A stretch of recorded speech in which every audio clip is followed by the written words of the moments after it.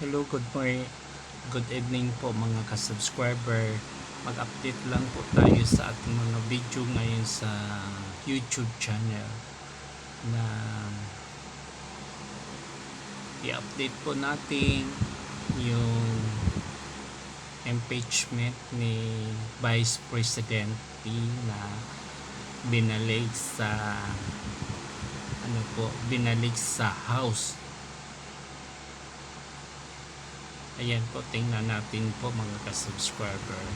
Talagang nakikita na natin yung katotohanan o tama man lang na dapat ibalik kasi walang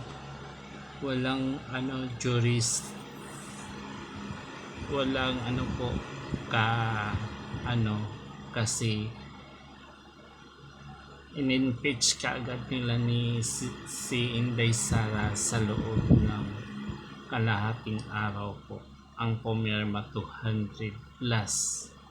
Hindi natin alam, baka naman ang bilis, kaya ang sabi ng Senate ibaba sa House para mabigyan ng saysay at magpapaliwanag sila kung bakit sertifikahan nila bago iakyat ulit doon sa Senado.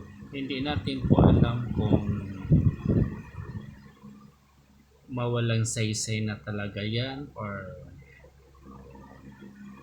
dinggin pa ulit, kasi sa atin man lang po ang atin man lang po proteksyon kay Inday Sara. Alam po natin innocent siya, wala siyang binulsa at wala siyang ninakaw na confidential fund. Ngayon akala ng mga nasa baba sa House, kahit saan may sampa si Inday Sara, sa mga departamento,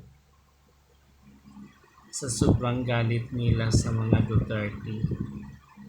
Ano po, di ba? Dapat huwag na nilang aksayahan ng panahon, magtrabaho na lang sila para sa ating bansa, sa ating bansang Pilipinas, kasi marami nang nagugutom, marami nang walang trabaho.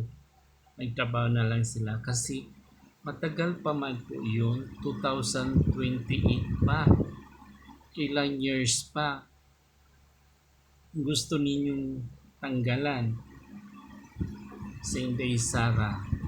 Sa pagdating ng 28, hindi na siya makatakbo.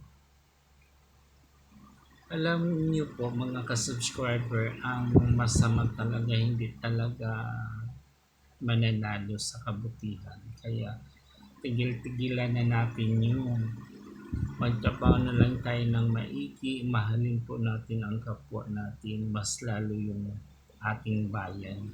Mamahalin po natin, huwag po ninyong wasakin, kasi dahil sa inyo, kayo po ang nasa taas, dapat po kayo po ang magdesisyon ng lahat ng mga kung anong problema sa ating bansang Pilipinas. Kayo po ang magpupuno, hindi po yung mga tao.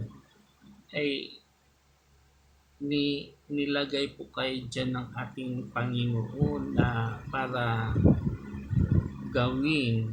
binigyan kayo ng kaisipan at talino para magserbisyo sa bayan, hindi puro impeachment na lang ang inaatubang nyo. At yung pera ng taong bayan, nilose time nyo dahil sa impeachment na yan. Kung gusto nyong tumakbo sa 28, ano naman kayo? libre kayong tumakbo, hindi naman kayo hinahadlangan ng taong bayan. Kung ganyan ang mga ugali nyo, kapag sa susunod, kung tatakbo kayo, hindi na kayo kailanman manalo. Kasi sa isip ng tatak ng Pilipino, masyado kayong ano, wala kayong nagawa, puro na kayong mga kundi sarili ang iniisip niyo. Dapat magtrabaho kayo para sa taong bayan, para sa ating bansang Pilipinas, kasi napapag-iwanan na tayo ng ibang bansa, yung karatig nating bansa, yung mayaman na sila, tayo lugmok pa tayo sa kahirapan. Dati umaasenso na tayo noong kay Tatay Digong, ngayon masyado tayong lugmok na pag-iiwanan na tayo. Malaki na po ang utang natin sa Pilipinas. Ang utang natin umaabot na ng 17 trillion.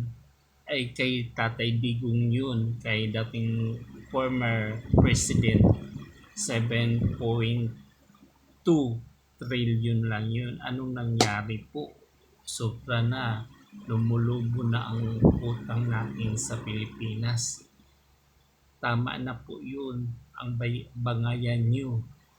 Dahil sa isang tao, dahil sa isang mga Duterte, naaano na kayo. O diba?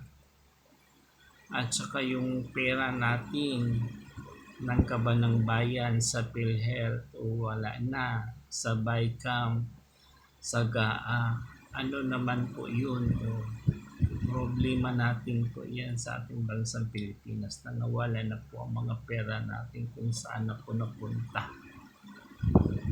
Yung mga floodway, mga lahat-lahat po yan may mga pondo saan na po napupunta.